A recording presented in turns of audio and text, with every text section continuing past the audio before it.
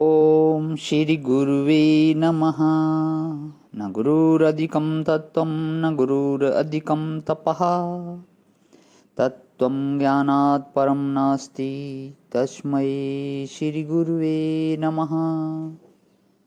ओम शांति शांति शांति।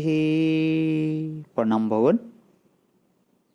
केनोपनिषद स्वामी श्री अखंडानंद सरस्वती जी महाराज का दिव्य भाष्य में भगवान, और इसमें हमारा आज खंड 4 से चलेगा, मंत्र नंबर 26 से लेकर के इसमें मंत्र नंबर 34 तक। पेज नंबर 16 से ले रहा हूँ भगवान। तो आज मंत्र न लेके अर्थ ले रहा हूँ। उस ये जो है मंत्र नंबर 26 से 28 की व्याख्या दी हुई है स्वामी जी ने। उस ब्रह्म विद्या की देवी ने कहा, यह यक्ष ब्रह्म है। तुम ब्रह्म के विजय में ही इस प्रकार महिमा को प्राप्त हुए हो। कहते हैं तभी से इंद्र ने जाना कि यह ब्रह्म है। इससे पहले जहाँ हमारा सत्संग विराम किया था, तो जो खंड 3 का मंत्र नंबर 25वां था कि यहाँ पे 24 और 25 में कि सभी देवताओं में इंद्र ने जो है ये विद्या पाई थी। इंद्र उसी आकाश में एक अत्यंत शोभामयी स्त्री यानी कि ब्रह्म विद्या की अधिष्ठात्री देवी भगवती उमा के पास आया और उन हेमवती उमा से बोला, यह यक्ष कौन है। तो प्रश्न था उसका कि यक्ष कौन है। इससे आगे यहाँ से चल रहा भगवान कि उस ब्रह्म विद्या की देवी ने कहा, यह यक्ष ब्रह्म है। तुम ब्रह्म के विजय में ही इस प्रकार महिमा को प्राप्त हुए हो। कहते हैं तभी से इंद्र ने जाना कि यह ब्रह्म है, क्योंकि इन अग्नि, वायु और इंद्र ने ही इस समीपस्थ ब्रह्म का स्पर्श प्राप्त किया था और उन्होंने ही सर्वप्रथम यह जाना कि यह ब्रह्म है। अतः वे अन्य देवताओं से बढ़कर हुए। इसीलिए इंद्र अन्य सब देवताओं से बढ़कर हुए, क्योंकि उन्होंने ही इस समीपस्थ ब्रह्म का स्पर्श प्राप्त किया था और उन्होंने ही सर्वप्रथम यह जाना कि यह ब्रह्म है। 29वां का अर्थ ले रहा हूँ भगवान। उस ब्रह्म का यह आदेश है जो विद्युत के तेज के समान एक बार प्रकाशित हुआ और फिर तिरोभूत हो गया, तथा जिस प्रकार नेत्र निवेश करता है उसी प्रकार जो निवेश करता है यानी कि वह ब्रह्म है। यह ब्रह्म की अधिदैवतम उपमा है। मंत्र नंबर 30। अब ब्रह्म का आध्यात्मिक आदेश बतलाते हैं।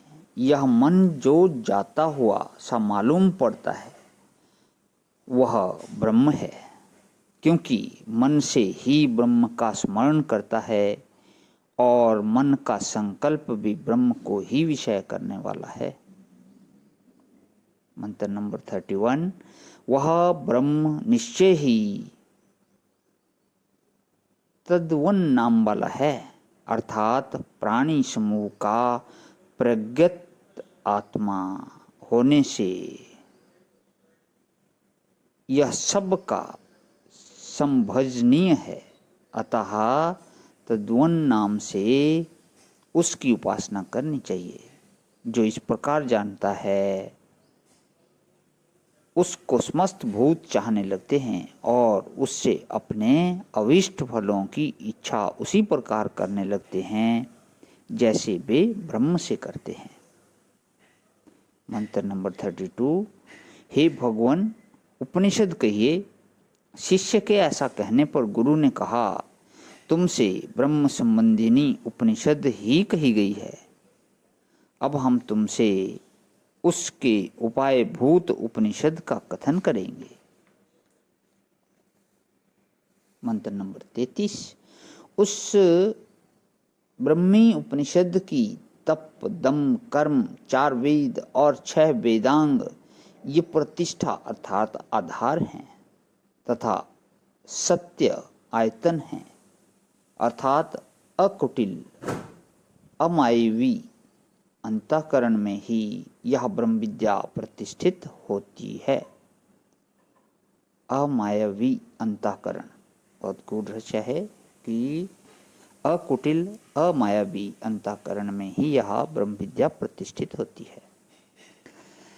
मंत्र नंबर 34, निश्चय ही जो इस केनोपनिषद की ब्राह्मी उपनिषद को इस प्रकार उपाय भूता उपनिषद के सहित जानता है, वह पाप को अर्थात अविद्या कामना कर्म रूप संसार बीज को त्याग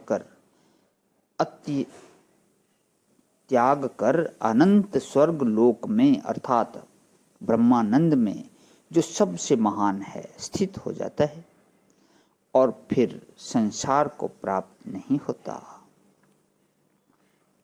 इत्युपनिषद उपनिषद के पाठ की समाप्ति पर शांति पाठ पुनः करना चाहिए।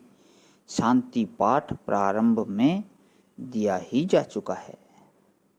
तो यहाँ पे हमारा जो है खंड 4 जो है विराम करता है भगवान, और यहाँ पे हमारी उपनिषद भी विराम करेगी। तो इससे आगे फिर इसकी अब हम जो स्वामी जी की प्रवचन व्याख्या है वो लेंगे कल से।